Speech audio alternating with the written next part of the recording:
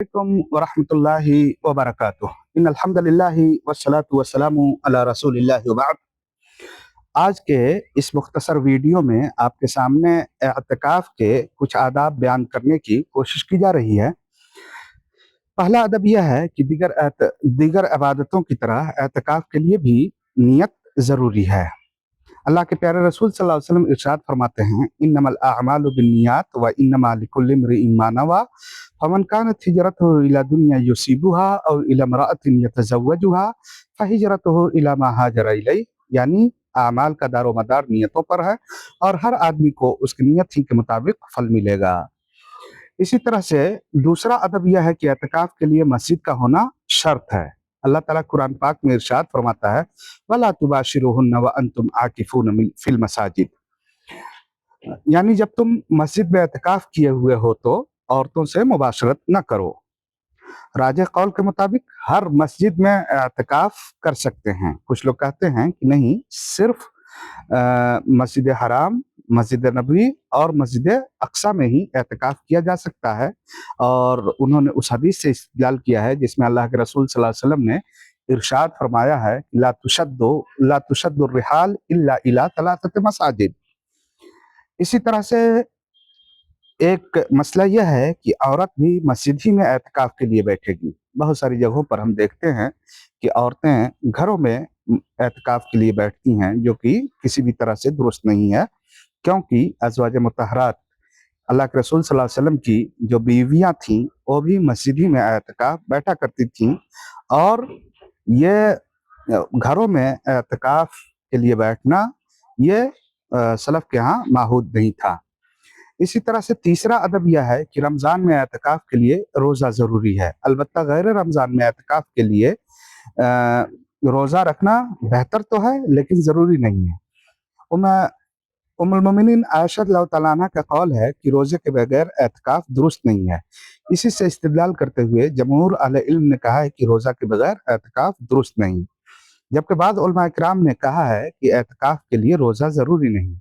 अली बिन अबी तालिब और अब्दुल्लाह इब्न मसूद रज़ियल्लाहु तआला अन्हुमा से मरवी है कि अल मुअतकिफु लैसा अलैहि सौमुन इल्ला अन यश्तरित ज़ालिका अला नफ्सिही। यानी मुअतकिफ के लिए रोज़ा ज़रूरी नहीं है इल्ला ये कि वह उसे अपने ऊपर लाजिम करार दे ले। यही मौक़िफ़ अब्दुल्लाह इब्न अब्बास का है। ताऊस बयान करते हैं कि इब्न अब्बास रज़ियल्लाहु तआला अन्हु मुअतकिफ के लिए रोज़ा को ज़रूरी नहीं जानते थे, मगर ये कि वो शख्स उसको अपने ऊपर लाजिम कर ले।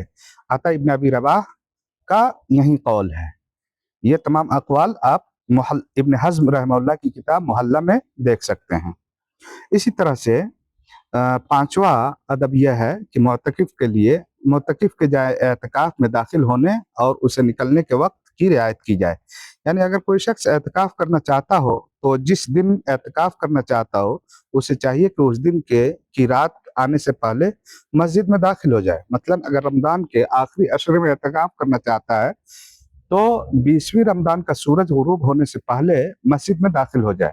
अलबत्ता अपनी जाए एतकाफ में 21वीं की सुबह को दाखिल हो, क्योंकि नबी अकरम सल्लल्लाहु अलैहि वसल्लम का यही मामूल रहा है।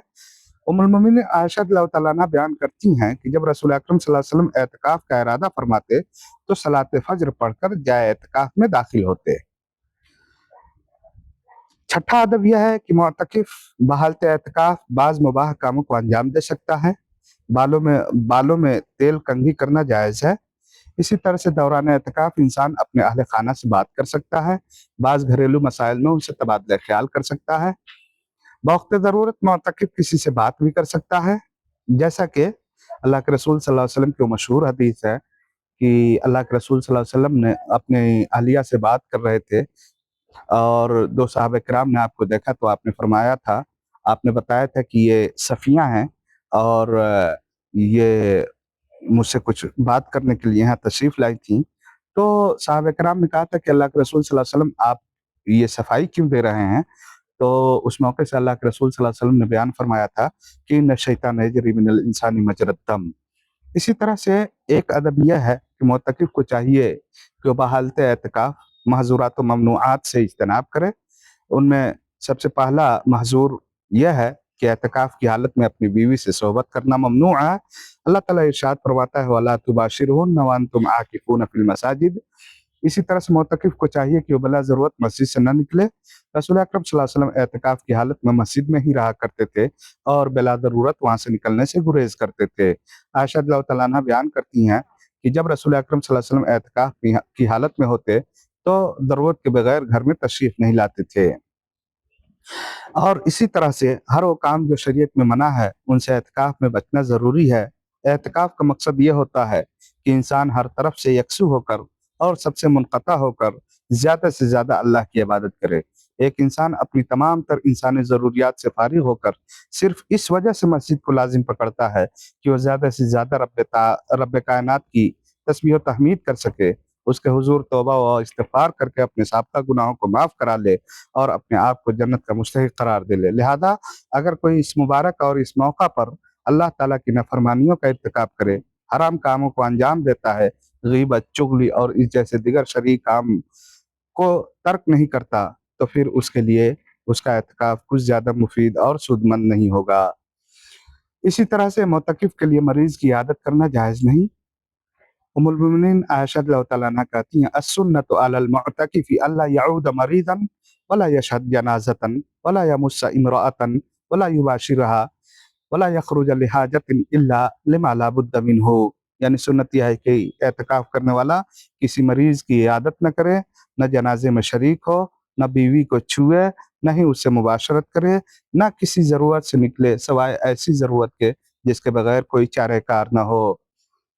इसी तरह से बिला किसी ज़रूरत अमदन मस्जिद से पूरे जिस्म के साथ बाहर निकलना, अगर मोतकिफ़ इंसानी ज़रूरियात के अलावा मतलब खरीद-ओ-फ़रोख्त, किसी से मुलाकात या अपने किसी दुनियावी काम या सैर-ओ-सियाहत के लिए मस्जिद से बाहर निकलता है, तो उलमा किराम के मुताबिक उसका एतकाफ़ बातिल हो जाएगा। क्योंकि उम्मुल मोमिनीन आयशा रज़ियल्लाहु तआला अन्हा मोतकिफ़ के ताल्लुक से सुन्नत बयान करते हुए कहती हैं कि ला यखरुज लिहाजतिन इल्ला लिमा ला बुद्द मिन्हु, यानी मुअतकिफ़ बिला ज़रूरत न निकले। इमाम इब्न हज़्म कहते हैं कि अहले इल्म का इत्तेफ़ाक है कि एतकाफ़ करने वाला अगर बिला ज़रूरत मस्जिद से निकले तो उसका एतकाफ़ बातिल है।